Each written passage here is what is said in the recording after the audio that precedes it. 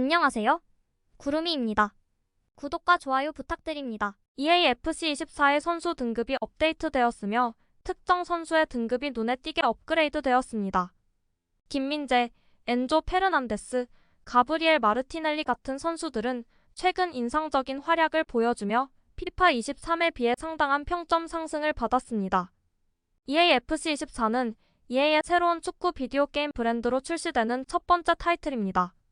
피파 23과 달라지는 한 가지는 선수 등급입니다. 매 시즌마다 실제 경기 성적에 따라 선수의 등급이 업그레이드 또는 하향 조정되며 올해도 예외는 아닙니다.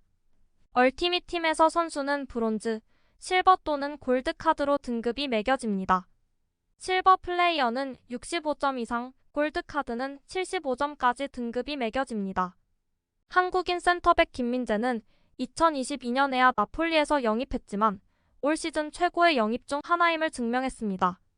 26세의 이 선수는 수비 중앙에서 절대적인 역할을 하며 나폴리의 세리에 A 우승에 결정적인 역할을 했고 리그 최고의 수비수로 선정되기도 했습니다.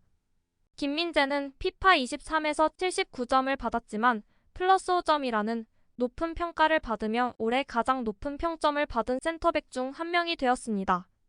실제로 이 등급은 플러스 3을 받는데 그친 아스널의 윌리엄 살리바보다 한 단계 더 높습니다. 이탈리아에서 1년을 보낸 뒤 올여름 바이에른 뮌헨으로 이적한 김민재는 아시아 축구 선수 역사상 가장 비싼 몸값을 기록했습니다. 나폴리에서 함께 활약한 빅터 오시멘은 88점으로 5점이 올랐고 크바라는 86점으로 12점이 올랐습니다. 전문 플랫폼인 트랜스퍼마크트가 최근 2023년 여름 이적 시장에서 각 포지션별로 가장 높은 이적료를 기록한 스타들의 명단을 정리했습니다. 이 팀의 멤버들은 챔피언스리그 우승의 강력한 경쟁자가 될 것입니다. 기브미 스포츠에서는 2023년 여름 이적 시장이 마감된 후 가장 과소평가된 14명의 선수를 소개했고 김민재를 4위에 올려놓았습니다. 한국인 센터백은 이번 시즌 바이에른에서 데리히트, 우파와 호흡을 맞추며 분데스리가 상대팀들이 토마스 투헬의 팀을 두려워해야 할 이유를 더 많이 제공할 것입니다. 이 수비수는 2022-23 시즌 나폴리의 핵심 선수로 활약하며 30년 만에 첫 스쿠데토를 달성하는 데 기여했습니다. 공중볼 장악력이 뛰어난 김민재는 지난 시즌 경기당 2.6번의 공중볼 경합에서 승리했으며 수비력뿐만 아니라 경기당 패스 횟수에서 리그 1위, 패스 성공률에서 8위를 기록하는 등 뛰어난 활약을 펼쳤습니다. 아시아의 거인은 투엘 감독의 단단한 수비진을 강화하는 데 도움이 될 것이며 바이에른은 그가 분데스리가 우승과 챔피언스리그 진출에 도움을 줄 수 있기를 기대하고 있습니다.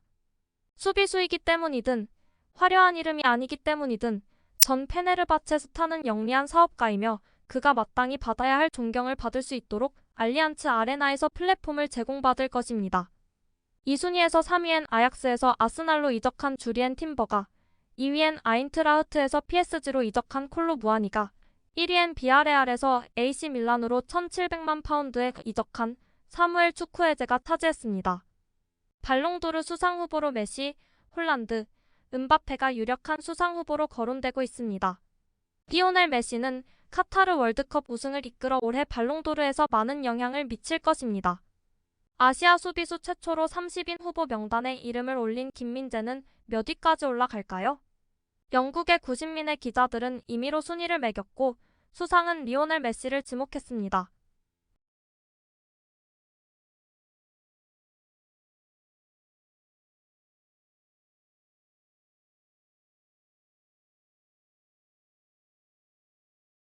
김민재 선수에 관한 재미있는 사실은 역대 아시아 선수 중 가장 비싼 선수라는 겁니다. 만약 토트넘 호스퍼가 2020년에 김민재 선수를 영입하기 위해 300만 파운드의 비용을 지불했다고 상상해보세요. 얼마나 이상한 세상이 되었을까요? 프랑스의 르텐 스포츠는 발롱도르 수상 후보를 두고 자체적인 조사를 했고 885명이 투표한 결과 홀란드가 압도적인 결과를 도출했습니다. 오페라 뉴스에서는 발롱도르 후보에 오른 가치 있는 선수들로 라인업을 만들었습니다. 올해의 발롱도르 후보 라인업은 스타들로 가득 찬 출연진으로 전 세계 축구 팬들을 열광시켰습니다. 시장 가치 측면에서 선두를 달리고 있는 선수는 1억 8천만 유로라는 인상적인 가치를 자랑하는 홀란드와 킬리안 음바페입니다.